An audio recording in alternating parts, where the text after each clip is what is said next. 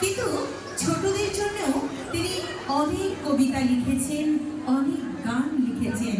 ছোটদের ছোট্ট মনকে তার কলম কিন্তু ভরিয়ে রেখেছিল। এবারে তেমনই একটি নিবেদনে আমরা চলে যাব এবং প্রস্তুত থাকতে বলবো প্রজাপতি গানের সঙ্গে যারা আছো তাদেরকে। আর তারপরে রাঙামাটির পথে এবং পরদেশি মেঘ, এগুলোতে যারা আছো তারা অবশ্যই প্রস্তুত থাকবে।